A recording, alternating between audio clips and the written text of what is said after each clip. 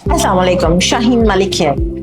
एक ऐसे मुल्क के बारे में डिस्कशन जो 2 सालों से तो तकरीबन बंद था, मतलब 0.5% या 0.1% या 1% वीजा रेशो चल रही थी। तो आज उस मुल्क की डिस्कशन हम करेंगे जो आप सबका 70, 80, 90% of the Pakistani students dream destination to go there for the studies and earn a lot, क्योंकि वहाँ पे इंग्लिश कम्युनिटी, ये सबसे बड़ी आसानी।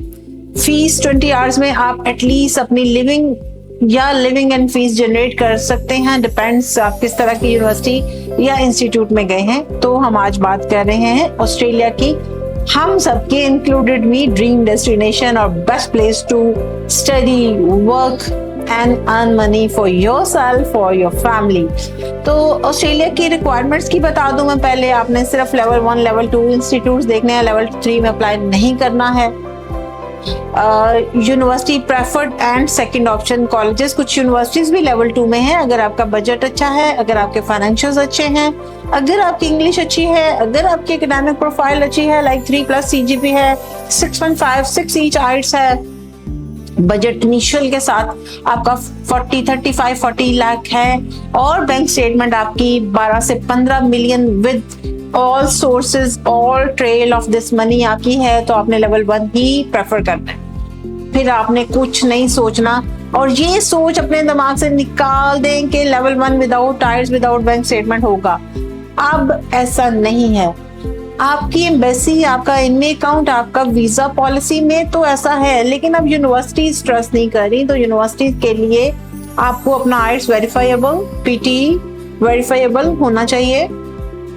आपकी bank statement with all the source of income के 1 लाख कहाँ से आया है, 5 लाख कहाँ से आया है, 50,000 कहाँ पे गया, जो बड़ा बड़ा आपकी ट्रांजैक्शंस हैं उसके पूरे प्रूफ के साथ। और अभी आपने एग्जाम्स दिए हैं इंटरमीडिएट के, A लेवल के, अमेरिकन हाई स्कूल के, FA FSC के, ICOM, DCOM, DA, आजकल आपने सारे एग्जाम्स दिए हैं। तो अभी से आपने तैयारी करनी है अक्टूबर सेशन की। आपने ये नहीं सोचना आपने एग्जाम आने से पहले ही यहाँ से फ्री हो, इंग्लिश में जंप कर दें और पेरेंट्स को कह दें कि आपके फाइनेंशियल्स की प्रिपरेशन शुरू कर दें।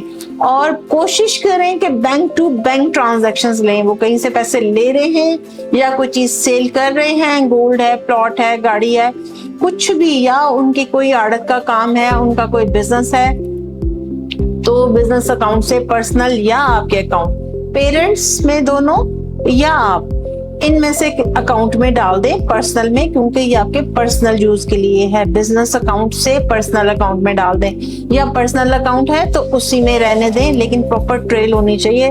लास्ट 6 मंथ्स की हर बड़ी ट्रांजैक्शन का प्रूफ चाहिए कि वो पैसे कहाँ से आए हैं, तो वो बिजनेस प्रूफ ही होगा, बोरो वाला नहीं हो सकता। लेकिन बोरो कर रहे हैं तो वो ऐसा रिलेशन हो और वो उनके डॉक्यूमेंट्स के साथ हो कि उन्होंने ये पैसे आपकी पढ़ाई के लिए दिए हैं। ये पूरी ट्रेल आपको, फाइनेंशियल मैटर्स जो उसकी GT है, जो GS है, वो मोस्ट इम्पोर्टेंट। पहले ऑस्ट्रेलिया की और सिस्टम था, जब आप GT में थे तो GT में ये था कि आप अपना सोर्स ऑफ इनकम बता दिया, SOP पे फोकस हो गए। SOP अभी भी उतनी ही स्ट्रॉन्ग चाहिए, लेकिन SOP में आपने जेन्युइन स्टूडेंट के साथ ये बताना है कि अगर आपने वापस आना है तो क्या करना है, विद लिंक्स।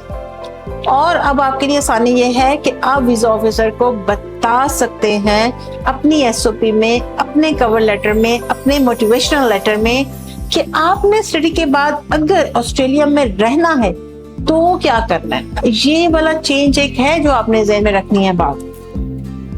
पहले हम कहते थे टाई स्ट्रॉन्ग करें, हम कहते थे हमने वापस आना, जैसे हमारी कोई, आपने वैसे शायद टिकटॉक पे रील भी देखी हो कि हम SOP में कहते हैं हमने तो वापस आ जाना है, हमने वापस आके बिजनेस करना है, हमने वापस आके जॉब करनी है, हमारे अम्मा अब्बा यहाँ पे हैं, हमारे फ्रेंड्स यहाँ पे हैं।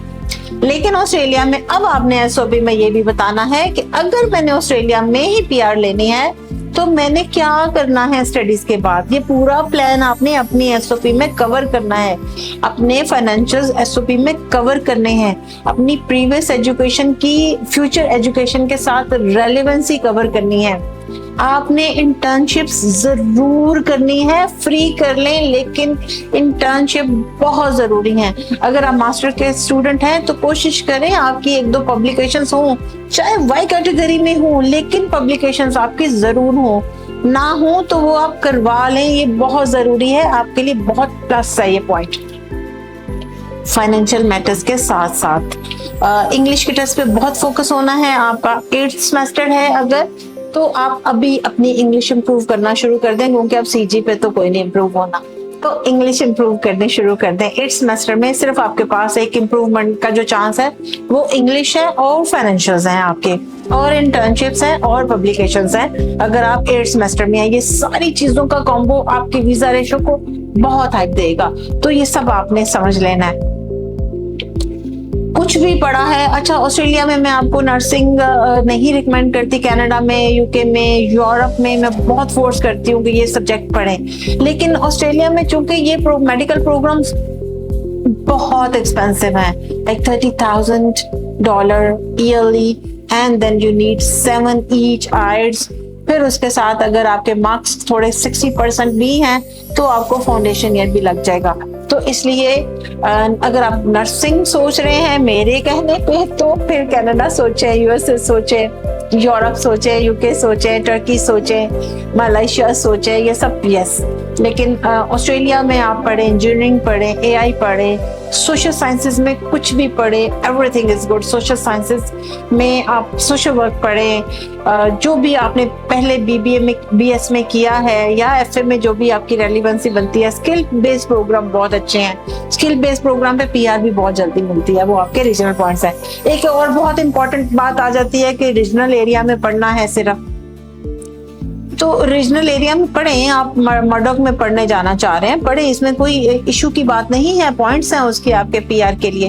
लेकिन सिर्फ इस बात पे फोकस ना हो कि सिर्फ रीजनल में ही जाना है, सज्जे कभी जाना ही नहीं है। आप अच्छी यूनिवर्सिटी, बार बार बता रही हूँ, अच्छी एकेडमिक प्रोफाइल, अच्छी इंग्लिश, ये सब बातें ध्यान रख के ऑस्ट्रेलिया अप्लाई करें, तो मैं अश्योर करती हूँ आपको कि आपको ऑस्ट्रेलिया का वीजा मिलेगा अगर मेरी दी हुई इन डायरेक्शंस पे आप काम करेंगे। आपकी मार्क्स परसेंटेज, सीजीपीए, आपका इंग्लिश, आपकी एसओपी, मैंने उसके पॉइंट्स बताए आपको, और आपके फाइनेंशियल्स में आपकी बैंक स्टेटमेंट, आपका सोर्स ऑफ इनकम, आपका लास्ट 2 से 3 इयर्स की टैक्स रिटर्न, ये आपके फाइनेंशियल डॉक्यूमेंट्स में ये 3 चीजें लाजमी होनी चाहिए। तो आपका वीजा आप शाहीन एडवाइजर से प्रोसेस करा रहे हैं या कहीं से भी करा रहे हैं, तो आपका वीजा जरूर लगेगा। अभी भी कुछ समझ ना लगे या कुछ और समझना है तो जस्ट कमेंट हियर या shaheenadvisors.com पे जाएं, कॉन्टेक्ट में ऑस्ट्रेलिया कॉन्टेक्ट करें या जनरल इंक्वायरी में डायरेक्ट मुझे कॉल करें। चैटिंग नहीं करती मैं, कॉल ओनली। तो stay tuned with Shaheen to know more about the world.